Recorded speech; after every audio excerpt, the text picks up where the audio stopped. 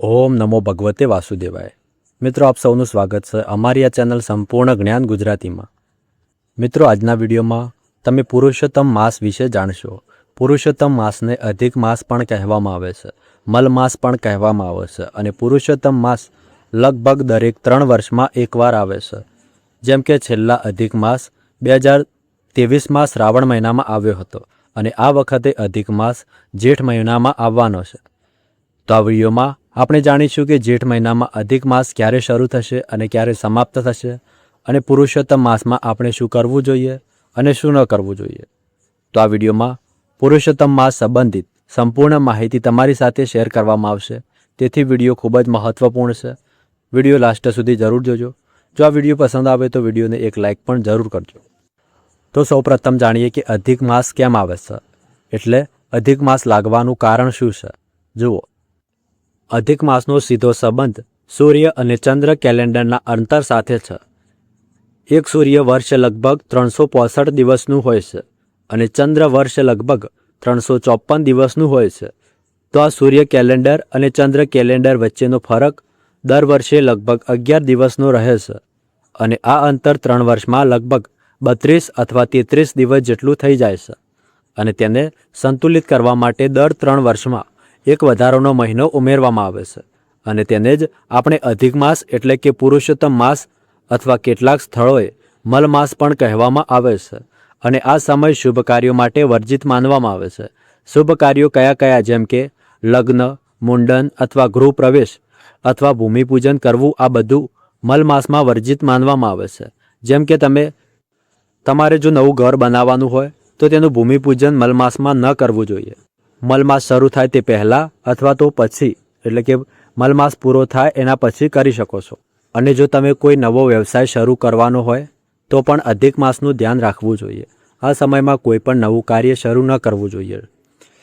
તો ઘણા બધા શુભ કાર્ય છે જે સમયમાં વર્જિત માનવામાં આવે છે, પરંતુ તેના ઉપરાંત આ સમયમાં જો આપણે કોઈ પણ પૂજાપાઠ કરીએ, શુભ કર્મ કરીએ, જેમ કે દાન કરીએ, ધર્મ કરીએ, તપ કરીએ, તીર્થોમાં સ્નાન કરીએ, અધિક માસનું વ્રત કરીએ, ભગવાન વિષ્ણુના મંત્રોનો જપ કરીએ, વિષ્ણુ સહસ્ત્ર નામનો પાઠ કરીએ અથવા ભગવદ્ ગીતાનો પાઠ કરીએ અથવા કોઈ પુરાણોનો પાઠ કરીએ, કોઈ પણ પૂજા પાઠ, દાન, ધર્મ અથવા પાઠ શરૂ કરીએ જો આપણે આ મહિનામાં, તો તેનું પુણ્ય ફળ હજારો ગણું વધુ મળી રહે છે। તો જે પુરુષોત્તમ માસ હોય છે તે આધ્યાત્મિક ઉન્નતિ માટે સર્વોત્તમ છે, સર્વશ્રેષ્ઠ છે। આ સમય ભગવાનની સેવા અને શરણમાં પસાર કરવાનો સૌથી ઉત્તમ સમય છે। હવે વાત કરીએ કે આ મહિનો ક્યારે શરૂ થાય છે। જુઓ, અધિક માસનો પ્રારંભ 17 મે 2026થી શરૂ થઈ રહ્યો છે અને તેનું સમાપન 15 જૂન 2026એ થશે। તો આ સમય લગભગ 1 મહિનાનો છે। આ સમયમાં કોઈ નવું કાર્ય શરૂ ન કરવું જોઈએ, પરંતુ જો તમે પૂજાપાઠ કરો છો, મલ માસનું વ્રત કરો છો તો તે ખૂબ શ્રેષ્ઠ છે। હવે વાત કરીએ કેટલાક ખાસ પ્રશ્નોની, જેમ કે ઘણા ભક્તો પૂછે છે કે શું આપણે મલ માસમાં કોઈ વ્રત શરૂ કરી શકીએ। જુઓ, મલ માસમાં સામાન્ય રીતે કોઈ નવું વ્રત અથવા નવું કાર્ય શરૂ ન કરવું જોઈએ। જેમ કે જો તમે કોઈ દિવસનું વ્રત શરૂ કરવાનું હોય, જેમ કે સોમવાર, ગુરુવાર અથવા શુક્રવારનું વ્રત, તો તે અધિક માસમાં શરૂ કરવું નહીં। પરંતુ જો તમે મલ માસનું એટલે કે અધિક માસનું વ્રત કરવું હોય તો તે તમે કરી શકો છો। જેમ કે આખા અધિક માસનું ઘણા ભક્તો વ્રત રાખે છે, તે ખૂબ જ શ્રેષ્ઠ માનવામાં આવે છે। કહેવાય છે કે કાર્તિક માસના સ્નાન અને વ્રતથી જેટલું પુણ્ય નથી મળતું એટલું પુરુષોત્તમ માસમાં વ્રત અને તીર્થ સ્થાનથી મળે છે। તો જો તમે અધિક માસનું વ્રત કરો છો તો જરૂર કરી શકો છો। ઉપરાંત જો તમે આખા મહિનાનું વ્રત ન કરી શકો તો આ મહિનાની ખાસ તિથિઓ, જેમ કે એકાદશી, ત્રયોદશી, દુર્ગા અષ્ટમી, ચતુર્થી જેવી તિથિઓનું વ્રત કરી શકો છો। બસ એટલું ધ્યાન રાખવાનું છે કે આ વ્રત આપણે હંમેશા માટે શરૂ નથી કરવાનું। માત્ર મલ માસની કેટલીક વિશેષ તિથિઓમાં વ્રત રાખીને એ જ દિવસે દાન દક્ષિણા આપીને વ્રતનું ઉજવણું કરી દેવું જોઈએ। તો જો તમે કોઈ પણ એકાદશીનું વ્રત નથી કરતા તો પણ તમે મલ માસમાં આવતી બંને પક્ષોની 2 એકાદશીનું વ્રત કરી શકો છો। પરંતુ જો તમે એકાદશીનું વ્રત શરૂ કરવું હોય અને પહેલાં ન કરતા હોય અને હવે તમારી ઈચ્છા હોય કે તમે એકાદશીનું વ્રત ધારણ કરો, તો તમે પુરુષોત્તમ માસની એકાદશીથી શરૂ કરી શકો છો। પરંતુ જે એકાદશી શરૂ કરવાનો સંકલ્પ તમે હંમેશા માટે લો છો તો નિર્જળા એકાદશીથી વ્રત શરૂ કરી શકો છો।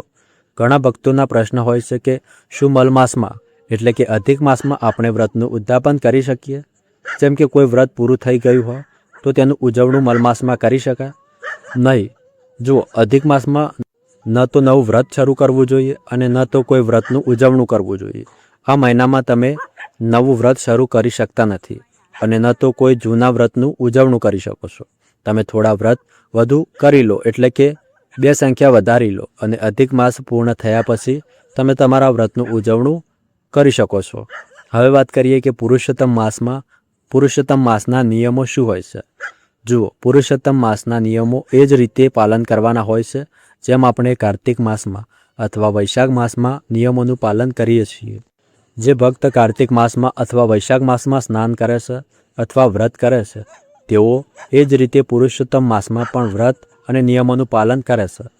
જેમ કે પુરુષોત્તમ માસમાં તમારે વહેલા સવારે ઉઠી જવું, બ્રહ્મ મુહૂર્તમાં ઉઠી જવું, ઉઠીને નિત્ય કર્મથી નિવૃત્ત થઈ જવું, સ્નાન કરી લેવું. સામાન્ય રીતે અધિક માસમાં ગંગા સ્નાનનું ખૂબ મહત્ત્વ હોય છે.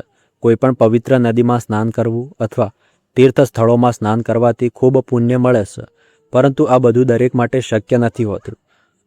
તો જો તમારા ઘરની આસપાસ કોઈ પવિત્ર નદી હોય તો ત્યાં સ્નાન કરી શકો છો. નહીંતર તમે તમારા ઘરમાં ગંગાજળ મિશ્રિત પાણીથી સ્નાન કરી શકો છો. સવારે બ્રહ્મ મુહૂર્તમાં ગંગાજળ મિશ્રિત પાણીથી સ્નાન કરો. તમામ નદીઓનું સ્મરણ કરતાં સ્નાન કરવું જોઈએ. શુદ્ધ વસ્ત્ર ધારણ કરીને સૂર્યદેવને જળ અર્પણ કરો. પછી તમારા ઘરના મંદિરમાં વિધિ વિધાનથી ભગવાન શ્રી હરિવિષ્ણુની પૂજા કરો. અને જુઓ, અધિક માસના અધિપતિ દેવતા ભગવાન વિષ્ણુ છે. તેથી આ માસની કથા ભગવાન વિષ્ણુના અવતાર નરસિંહ ભગવાન અને શ્રી કૃષ્ણ સાથે જોડાયેલી છે. તેથી આ મહિનામાં તેમની પૂજા કરવાથી તમામ પ્રકારના સંકટોથી મુક્તિ મળે છે. તો અધિક માસમાં ભગવાન શ્રી કૃષ્ણની અને ભગવાન શ્રી હરિવિષ્ણુના અવતાર નરસિંહ ભગવાનની વિધિ વિધાનથી પૂજા કરવી જોઈએ. ઉપરાંત અધિક માસમાં ભગવાન શાલિગ્રામની પૂજા કરવામાં આવે છે. એટલે ભગવાન વિષ્ણુના કોઈપણ અવતારની આરાધના તમે કરી શકો છો સામાન્ય રીતે તો.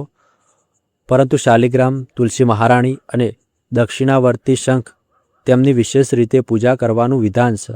પુરુષોત્તમ માસમાં દરરોજ ઓછામાં ઓછા ભગવાનના 1000 નામોનું સ્મરણ અવશ્ય કરવું જોઈએ. તમે ઈચ્છો તો ગોપાલ સહસ્ત્ર નામનો પાઠ કરી શકો છો.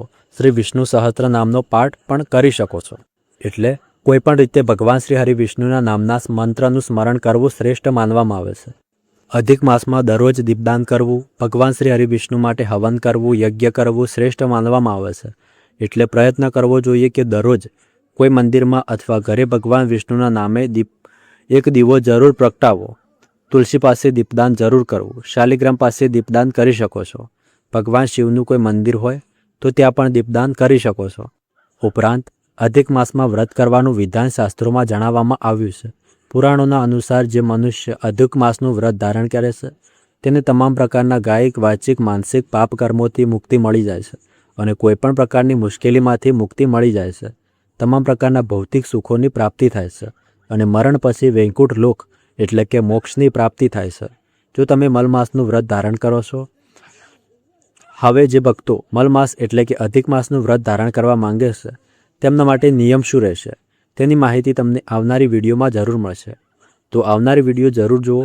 દાન કઈ વસ્તુનું કરવાનું છે તો દાન તમે સીધું પણ કરી શકો છો. કોઈ બ્રાહ્મણને ભોજન કરાવી શકો છો અથવા ખાવાની કાચી સામગ્રીનું દાન પણ કરી શકો છો. માસોલીઓનો લોટ નાખી શકો છો. ગાયને ગોળ અને રોટલી આપી શકો છો. કૂતરાને ભોજન આપી શકો છો. દૂધ આપી શકો છો. બ્રેડ આપી શકો છો. તો તમારી સુવિધા મુજબ તમે અને તમારી શક્તિ મુજબ અનાજ, ધન, વસ્ત્ર વગેરે જે પણ તમારી પાસે બને તે દાન અવશ્ય કરો. તેનાથી આપણા પિતૃઓ પણ પ્રસન્ન થાય છે અને માતા લક્ષ્મીના આશીર્વાદ પણ આપણને મળે છે. તો મિત્રો, આ છે આજની વિડીયો. આશા રાખું છું કે વિડીયો તમારા માટે ઉપયોગી રહી છે. સારી લાગી હોય તો વિડીયોને લાઇક કરો, શેર કરો અને ચેનલ પર પહેલીવાર આવ્યા છો તો સબસ્ક્રાઇબ કરીને બેલ આઇકનને જરૂર દબાવી દેજો. જો તમને આજની વિડીયો સારી લાગી હોય તો મળીશું તમને આગામી વિડીયોમાં. ત્યાં સુધી ધન્યવાદ.